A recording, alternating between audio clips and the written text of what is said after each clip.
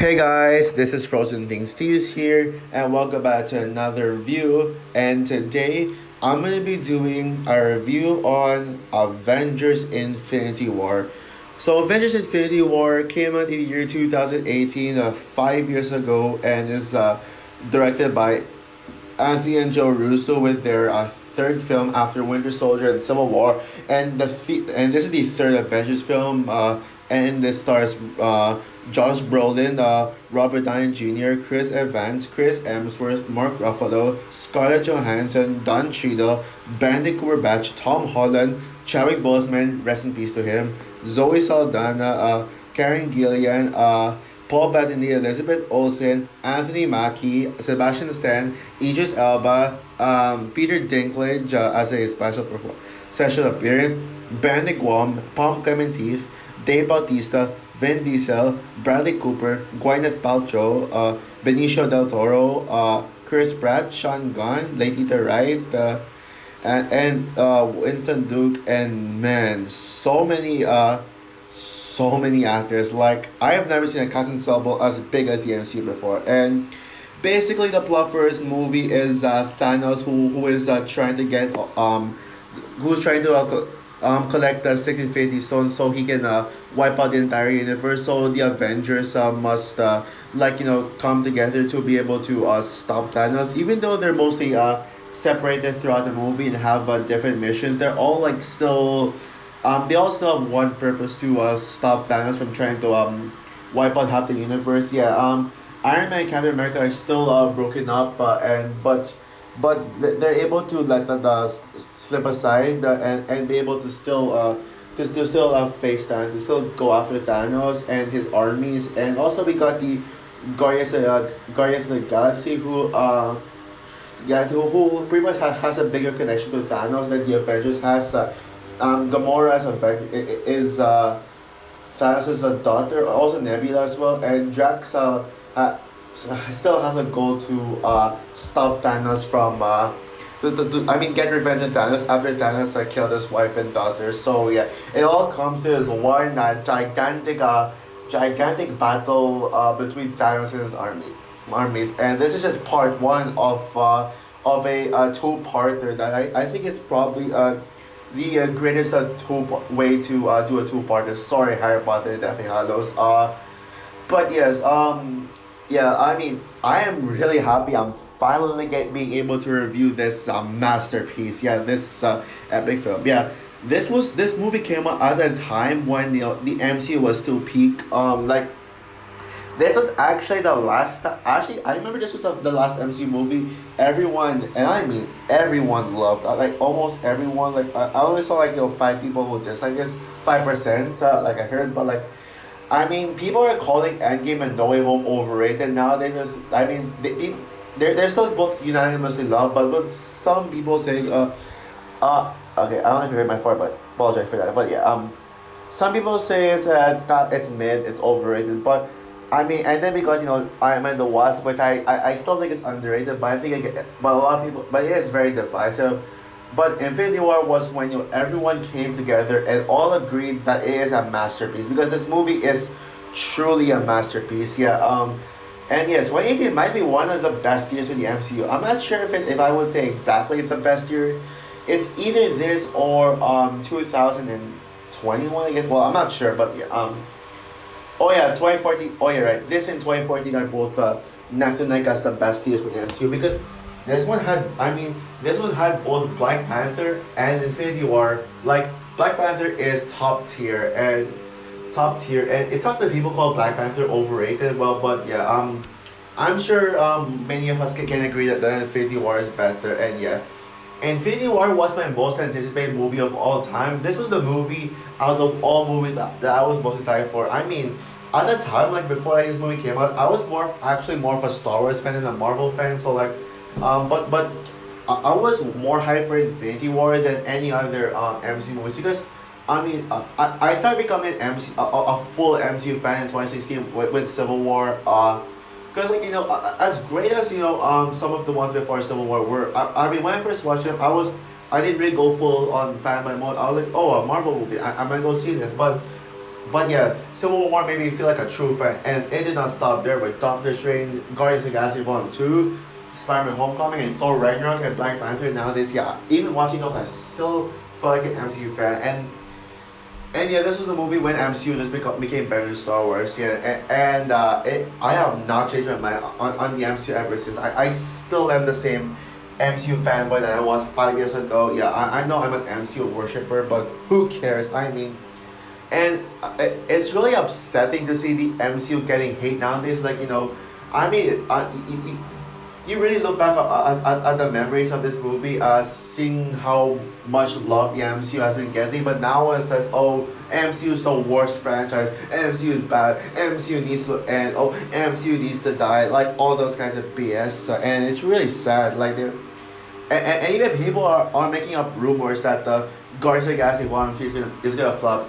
Hopefully, the Guardians of the Galaxy Volume 3 box office will be like Avatar 2. I mean, people said that Avatar 2 was gonna flop at the box office, but I tell you, I mean, look at how much money Avatar 2 made. I mean, Guardians could gross $1 billion. You just have to see it to believe it. But yeah, I really hope that the one day Marvel will finally get love, like the love that it had back 5 years ago when this movie came out. When all the fans united to agree that this Marvel movie is amazing. And I mean, that happened with No Way Home, but then some people just started losing interest in it later on, saying, "Oh, it's just overhyped."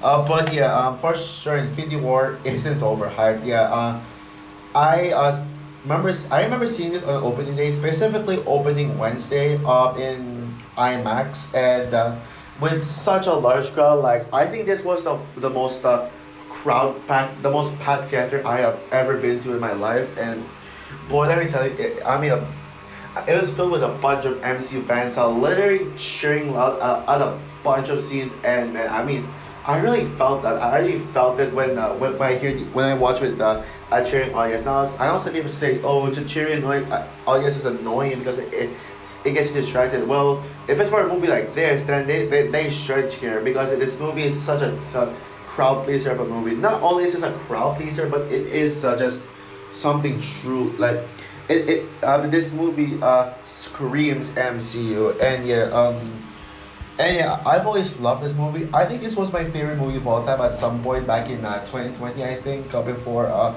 Frozen 2. Yeah, this and Endgame were my former favorite movies. Even though there are movies I do prefer over this, like this is certainly in my top 10 favorite movies of all time. And after rewatching this movie, I gotta say, yeah, this movie still holds up to this day as, a masterpiece. Everything fans could hope and dream for, everything fans could hope and dream about. And not and yeah, this is the best movie of 2018 in my opinion. Yep, I love Spider-Verse. Yeah, even though I love Spider-Verse is a masterpiece. Like literally a masterpiece, no expected. Like with Spider-Verse, I was actually the one who said, well, actually, you know what? I'll talk more about that in my Spider-Verse review. Coming this May. Oh yeah, by the way, yes, I'm seeing the movie like May 3rd. Of course, Spider-Verse on May 31. Yeah. But back to what I was saying with this film. Yeah. I'm okay, whatever. But yeah, as great as Spider-Verse is, yeah, I think Infinity War is still better. It's still more rewatchable, and yes, I do prefer this slightly better over Endgame. I mean, don't get me wrong. It's really a tough decision between this and Infinity and Endgame, because both movies always go flip flop. Like, I rewatch Infinity War. Oh, this is better than Endgame. I rewatch Endgame. Okay, you know what? This is better than Infinity War. But like, it's really tough to make a decision. But right now, I do think Infinity War is better for like a few reasons why. I'll get to those in a bit. Yeah, like a teeny few reasons that makes it better. Even though there are some qualities Endgame does better, which I'll get to in my Endgame review. But yeah, now let's talk about Infinity War and why I love this movie so much.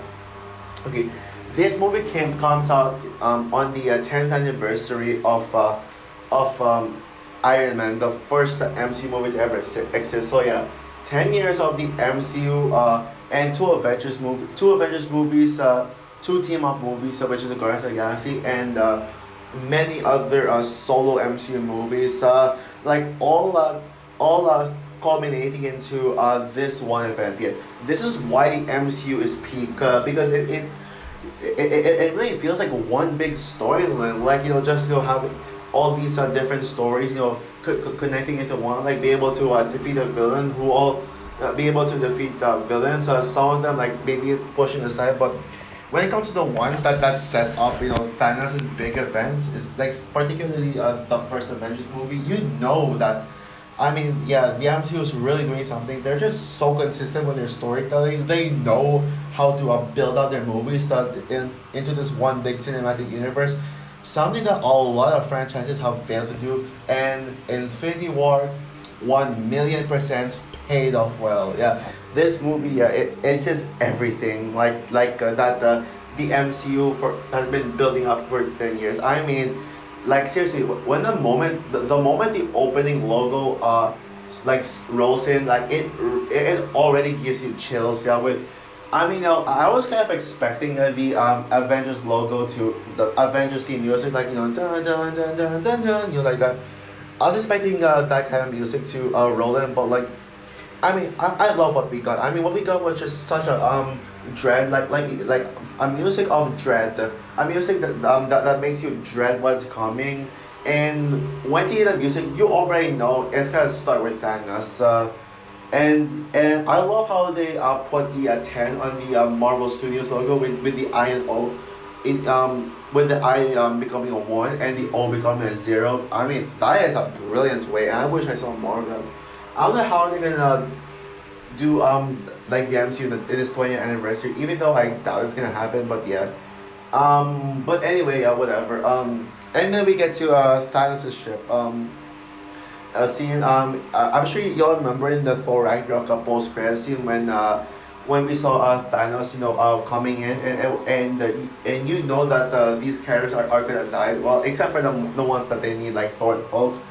I mean, literally everyone, like most of the Thor, almost all the characters we know from Thor Ragnarok dies. I mean, the Thor franchise. I mean, Loki dies for good. I mean, even though he returns in his own show because of the multiverse stuff, the multiverse time travel stuff, and Loki dies, Heimdall dies, and we never get to see him again.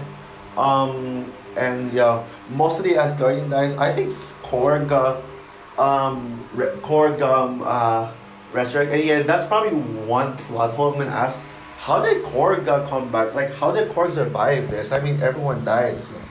I mean, if anyone can answer this question just let me know. Please explain to me how Korg survived, please. I hope there are people actually watching this because I am aware that there are some of my subscribers just comment on my videos without even watching them, and I hate that. It's really annoying. But yeah, back to what I was saying, man, and we already see Thanos like giving us some inspiring goals, like I know what it's like to lose, to like blah blah blah. So to feel so desperate that you're right to fail. Honestly, I'm not sure if it's correct, 100% correct, but whatever. And yeah, I'll talk about Thanos in a bit, but yeah, this part right here, like one of the best MCU openings. It really opens with dread, opens with suspense, opens with what's coming, like, and that something big is coming.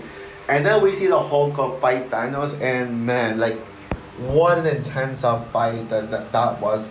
And seeing the Hulk is probably like one of the strongest Avengers, and he was literally taken down by Thanos, and yeah, wow, like that was such a bold move, and yeah, that's actually one of the strongest things about this movie. It makes a lot of bold decisions. Yeah, a lot of bold decisions, and yeah, so yeah, after that opening scene, one of the best openers in the MCU, we already get to up to a bunch of action scenes, introduces a lot of characters, and culminating in this one, near like 40 minutes, like final battle.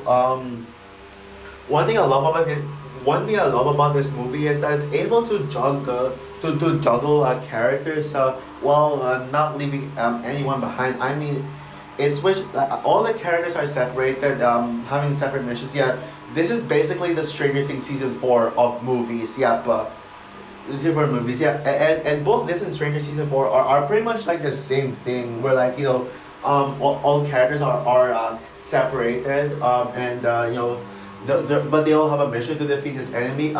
Vecna is basically Thanos, Thanos 2.0, and you can totally see why.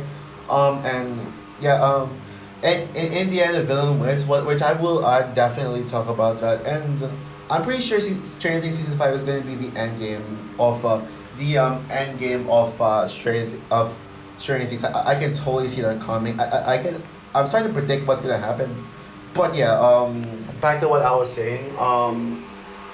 Yeah, I mean, all the action scenes in this movie are some of the best MCU action. I mean, not one single action scene feels left out. Even some of the weakest action scenes are still beyond epic. Yeah. Yeah.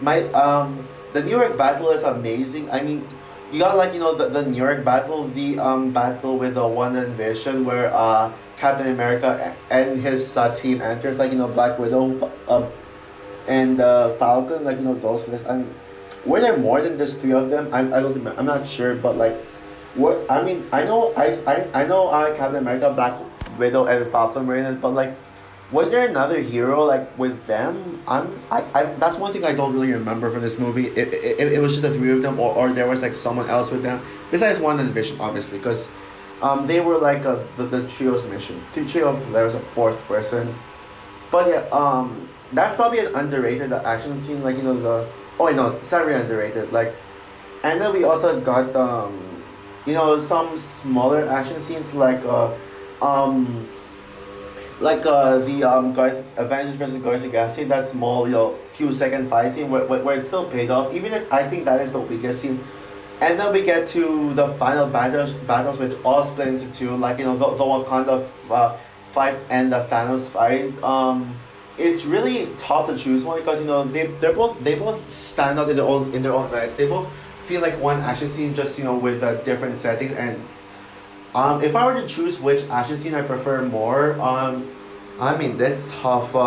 Maybe that's the one with Thanos when the two final battles. I think the one with the Iron Man's group and with the Guardians of the Galaxy and Thanos, because mainly because that action scene had Thanos in it. But the Wakanda battle is still epic. I mean I mean literally the Wakanda battle has some of the best scenes in the movie. Like with the T'Challa saying Wakanda forever, and then all like running towards the Black Order. And then we also got my true favorite scene in the film, Thor have getting his new hammer called the Stormbreaker, and then literally coming coming in Wakanda to save everyone, and would be like, bring me Thanos here. I mean, never have I seen any other scenes where audiences cheered at more than this one. And yes, they didn't really cheer at the portal scene, which is when I saw Endgame, which is really disappointing. But yeah, I love that. I love the moment right there. And especially the Avengers scene playing. I mean, when the Avengers theme plays in a scene, that scene is like already that the goat. I mean, the golden moment in the entire film. Okay, I'm lost. But and then we also got the infamous use of gun for the head. By the way, yes, I'm gonna talk about the ending scene for last. Oh yeah, I mean, and besides those things in the Wakanda fight, oh yeah, also I love the girl power with all female characters coming together to fight the female villains. Which specifically there's only one, which in that scene, one female villain, which is Proxima Midnight. And yeah, that was an awesome scene, and I can't wait to talk about Endgame's female heroes scene now. And yeah, that scene, I definitely have thoughts to say about that. Yeah, I definitely have thoughts. But I think the reason why I prefer the final battle of Titan is because Thanos is there. And I mean, it actually feels like bigger. It feels like bigger stakes. There's like more weight to it. Like with the Iron Man and Thanos interaction, Doctor Strange and Thanos interaction, and Star Lord literally being the reason why everyone lost. Mainly because Thanos killed Gamora. I'll talk about that scene shortly. But yes, Star Lord literally lost his mind when Nebula told Star Lord that Thanos killed Gamora. And then Star Lord literally hit Thanos so hard in the head when they were already succeeded in the plan and almost got the Infinity Stone, like took it away and destroyed it. Like they almost did, but I mean, no, I know people are saying that, oh, but that scene was just thrown in just to make the plot move forward. But like, here's the thing. I mean, you kind of understand why Starter did that. He did that because he's really angry about Gamora. He loves Gamora so much that he really couldn't stand it. I mean, he really couldn't hold his emotions. I mean, yeah, sure. I mean, I would have done something else to do that. Maybe like do it once that the whole mission's complete and hold my anger. But I completely understand why Starters do that. So I kind of defend that criticism that other people make for that. And also, I should add as well, this might be the funniest MCU movie. I mean, I cannot believe I'm saying that for a movie with big stakes, but I mean, this movie does blend the humor so well. I mean, it's just perfect. I mean, maybe not when it comes to the quantity of jokes, maybe not like the quantity because of course this movie needed it is a serious moments, but when it comes to the jokes, I think they might be the best humor in the MCU. I mean, my favorite joke in this movie is definitely in the New York battle when when Tony Stark called Elbony Mao Squidward. Back then, the Squidward, I don't know, back then SpongeBob was my favorite show of all time back in 2018. So, of course, I definitely fell in love with that joke of naming Albany Mouse Squidward. And yes, Squidward's in the MCU. It's literally been making it's literally been getting us memed a lot. Yeah, because of that one scene. I also made my own memes of this movie like during summer 2018. I mean, this was the movie that inspired me to start making memes. And then I still remember the first meme I made was that scene in the SpongeBob episode. I forgot what it was, but it was a scene with the Squidward in Squid. Oh yeah, it's called Squidville. The episode of SpongeBob, and there's a scene where like, I'm sure you remember the scene when Patrick pointed out the water hose and said, "Are you Squidward?" Basically, that in that meme I had Patrick point at the Squidward and said, ask, "Are you Squidward?" Like, but I replaced the fire hose with a photo of Albany Mao. Yes, it was cheap looking, but that was when I just started making memes. So of course it wouldn't look as good. But I would probably show it in my community post. I would love to do that.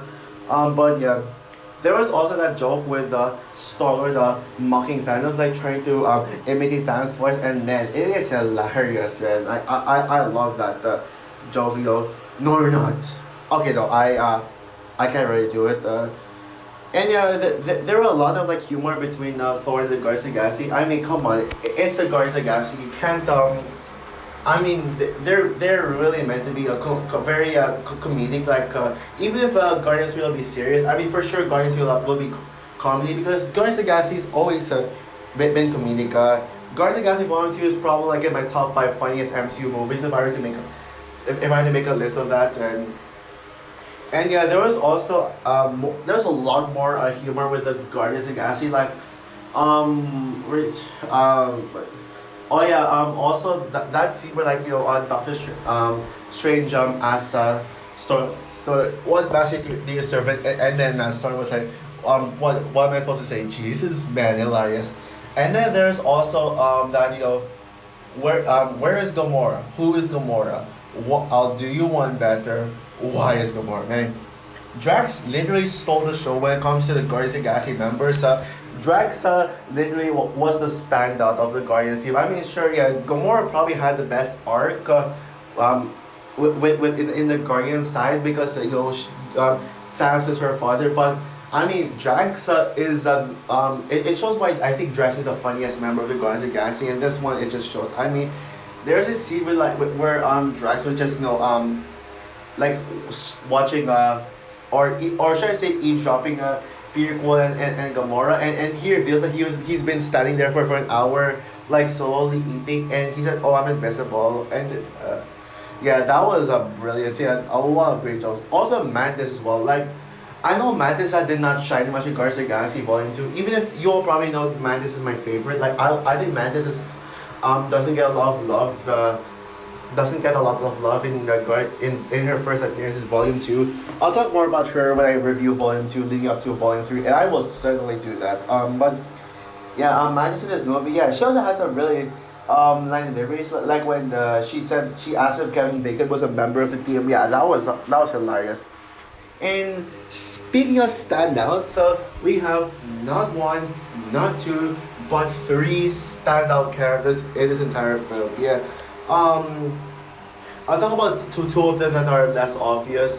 One of them is obvious, you all know, but I'll talk about the two less obvious ones. The ones that I wouldn't think that people would see them as, some of the standouts in the movie, and it's probably just me.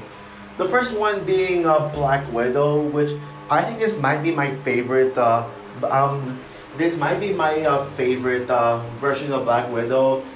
But yeah, I mean, I don't know what it is, but Black Widow in this movie, like, wow. I mean, yeah, sure. I mean, Black Widow doesn't have like the best screen time, but there's a reason why this is my favorite interpretation of Black Widow. With Scarlett Johansson's performance, and I think the best thing about Black Widow, the reason why I love Black Widow so much is in here, is because of the blonde hair. Now I know you're judging characters by the looks, but I wish this was Black Widow's hair in the first place. I wish we saw another Black Widow hair like that. That is probably my favorite look of Black Widow, and yeah, it reminds me of Yelena. Yeah, I love that look. And also, it's not just about the looks. I mean, maybe character development wise, I think probably uh, her own solo movie. I guess. I mean, I love Black Widow. Almost all MCU movies have different versions of Black Widow, like different looks. But when it comes to Black Widow's looks, Infinity War takes the top spot. The second standout is Wanda Maximoff, aka Scarlet Witch. Probably the best, one of the best Avengers members. I mean, excluding the new Avengers, she was the best part of Avengers Age of Ultron. Despite people saying, oh, but she doesn't have any character development. Yeah, she had an arc. I mean, but it's probably all thanks to Hawkeye. Yeah, both Hawkeye and Wanda both had as my favorite characters in Age of Ultron. But yeah, but I love the Scarlet Witch in this one. Like her desperate need to protect the Vision before Thanos gets the stone from him, which is literally on the head. It's called I believe it's the reality stone. Yeah. Um, I love Wanda, like seeing her protect Vision, and literally that scene where she when those roller sharp things that come in, and then Wanda just stops it with her powers and just away, like, wow. Wanda is the most powerful Avenger ever, and you can't convince me otherwise. And then there is the obvious standout, Thanos. Yep, yeah. I mean, but I wouldn't say he's more of a standout than Black Widow and Scarlet Witch or Wanda, but Thanos is certainly one of them. Yeah. I mean, Thanos is the goat of MCU villains. Actually, I actually do think that Scarlet Witch in Multiverse of Madness is my favorite. Is still my favorite MCU villain to this day, and I'm not apologizing for that. But what I mean, Scarlet Witch was kind of a villain who redeemed herself in the end, and in the next project she appears in, she'll probably be not a villain, but. When it comes to the straight MCU villains, like villains who is just already a villain from start to finish, Thanos takes that spot. I mean, this is literally a Thanos movie, so that's actually why I mentioned the Josh Brolin first in the cast, because Josh Brolin is literally the lead actor in Infinity War. This is a Thanos movie, a movie about Thanos trying to get the stones, and the Avengers must stop him. This is about Thanos wanting to fulfill his plan to wipe out the entire universe. So he probably gets the most screen time in the entire movie, and I love that. And it was like revealed recently that there was supposed to be a 45-minute sequence of Thanos getting the Power Stone in Sandar, but I can see why they removed it. Maybe they could have shortened that scene, like with like 20 minutes of it, but 20 to 30 minutes of it. But I was fine with that. Not showing up. At least they mentioned it. And yeah, and also that scene with Thanos killing Gamora. Yeah, Thanos killing Gamora. I mean, that scene was such a bold move to make up. And there's a reason why Thanos killed Gamora because how do I say this? The reason why Thanos killed Gamora is for the Soul Stone. Yeah, sure. Thanos is selfish. In the film, Thanos literally chose the stone over his own daughter, but sacrificing what you love. That's really how you get the Soul Stone. That's how you get. That's how you get the Soul Stone. Yeah, you sacrifice them, and you can clearly see Thanos literally caring so much about Gamora. You can see Thanos tearing up, feeling sad, like he did not want to lose Gamora. You can see it in his face, but he had no choice because he chose his plan over his plan to wipe out half the universe over caring for his daughter. And yeah, that's actually why Thanos was amazing in this movie because he thinks what he's doing is heroic. He thinks that what he's doing is right. But yeah, he thinks that sacrificing his own daughter is right when he knows it's not. And he wasn't trying to be villainous in that scene. He was just like you can clearly see Thanos' emotion and Josh Brolin's acting in this movie. Josh Brolin is a performance. It's one reason why motion capture performances need to be recognized by the Oscars. Yeah, and I have a prediction that Bradley Cooper is gonna in Guardians 3 is gonna win Best Supporting Actor. I have not given an award to a motion capture performance yet, but I surely will with Rocket in Guardians 3. You'll see, and then yeah, and then there is probably the biggest part of the movie, the ending. The ending where Thanos won and snapped everyone out of existence. That, to me personally, that ending is the boldest move any movie could have ever done. Yeah, never have I seen a movie make as much of a bold decision as that ending, where we see half of our favorite characters turn to dust. Including one of them being my favorite male character in the MCU, Peter Parker, saying, "Oh, I don't want to die," like that. Oh, what's that? Oh, Mr. Stark, I don't feel so good yet. That is such an iconic line, but yeah, that ending is so bold, so emotional. And literally, it perfectly sets up Endgame because it literally gives the audiences a mystery for what then the next film is going to be about. Like, how are they gonna bring them back? Because for sure they're gonna bring everyone back and make sure that they win against Thanos this time. That's actually one of the small reasons why I think Infinity War is better than Endgame, because Infinity War felt bolder. It was bolder and ending it. Having the villain win and literally not just win but kill the heroes, half of the heroes, is a bold decision to make. But Endgame, yeah, literally, they beat Thanos. But yeah, what a pretty depressing ending. But yeah, that's all I gotta say for Infinity War. And I never mentioned this well, but the visual effects looks gorgeous. Like, it's a big movie, and you can clearly tell the visual effects really they were so hard. I still think Ready Player One is the best. Has the best visual effects of the year, 20, and that should have won. Either this or Ready Player One should have won Best Visual Effects at the Oscars instead of First Man. Like, First Man is solid, but no, it's not Best Visual Effects worthy. So yeah. So overall, Avengers Endgame still holds up as the Marvel movie event that we've all been waiting for 10 years. 10 years from Iron Man until now. This is my favorite Avengers movie, best movie 2018, and my second favorite MCU movie, like right behind No Way Home. And it is certainly the best Phase 3 movie. And yeah, this movie has all the action, all the feels, the humor, the emotional moments. This movie delivers everything, all tied in a 2 hour, 2.5 hour epic movie with such a massive action scenes, high stake and high ambition. It's able to juggle like so many characters into one. So yeah, man, I hope Secret Wars will get the same love that this and Endgame has. Well, not Endgame because people call Endgame overrated, but yeah. I think you all know what I'm gonna give Infinity War. Obviously, a 5 out of 5. No, 10 out of 10. Yeah, not only is it my second favorite MC movie, I forgot to mention this is my second favorite superhero movie in general as well. So that's all for my review of Avengers Infinity War. What is your opinion on this movie? Do you agree with me that this is the best Avengers movie? Or do you prefer Endgame over Infinity War? And who agrees with me that Infinity War is the best movie of 2018? Comment down below, like, subscribe, hit the notification bell, and stay tuned for my review of Avengers Endgame. Bye guys.